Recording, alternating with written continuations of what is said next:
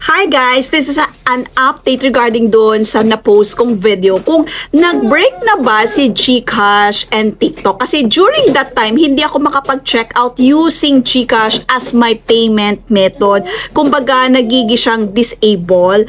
So, upon checking out and also inaral ko kung bakit, so nakita ko kung wala kang load sa GCash mo, automatic na malalaman ni TikTok na wala kang, walang karga or walang laman yung GCash mo as payment method. So, automatic, hindi i-allow ni TikTok yung payment method as GCash kung walang laman ang GCash mo. Or as well as PayMaya, siguro ganun din. So, yun kasi yung naging experience ko regarding dito. So, try natin na this time, may GCash is may laman siya. Okay, pakita ko muna yung GCash ko para at least alam ninyong may laman.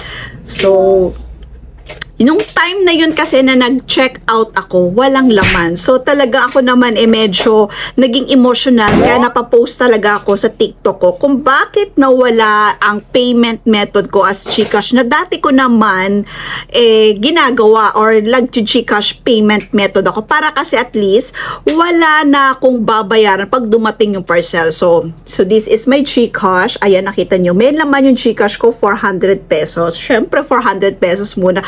Mahirap na. And then, kung mag-check out tayo dito kay TikTok, so balik tayo sa aking TikTok account. For example, punta tayo, bibili ako dito sa aking, for example, yung mapadaan na lang sa FYP ko. Ayan. So, yan. For example, itong video na to, I'm gonna buy. For example, ito nga, nandito na tayo, na mag-check out tayo at may laman yung ating GCash. So, ayan. Hanapin mo lang naman yung GCash payment method. So, tatakpan ko na lang yung mga ibang details dyan na hindi dapat makita.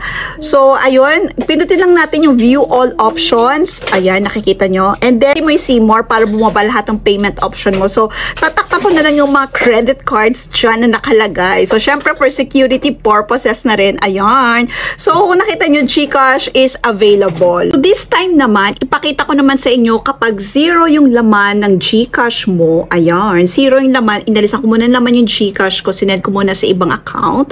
So, try nating mag-check out sa ating TikTok. So, for example, ito na naman, itong video na to, we'll try to buy here. So, pindutin lang natin syempre yung yellow basket ni ate. And then, pindutin lang natin yung buy now. Ayan. So, hanapin natin yung payment option. Okay, sa baba, view all options. So, pakita lang natin, view all options. So, see more. Oh, ayan. Naging disable si GCash. So, insufficient balance siya. So, yan ang nangyari sa akin. Naging insufficient balance.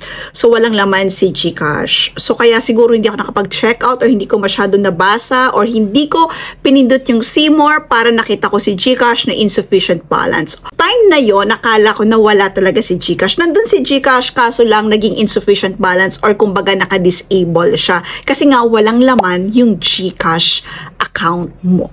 So, I hope this video helps you and follow for more.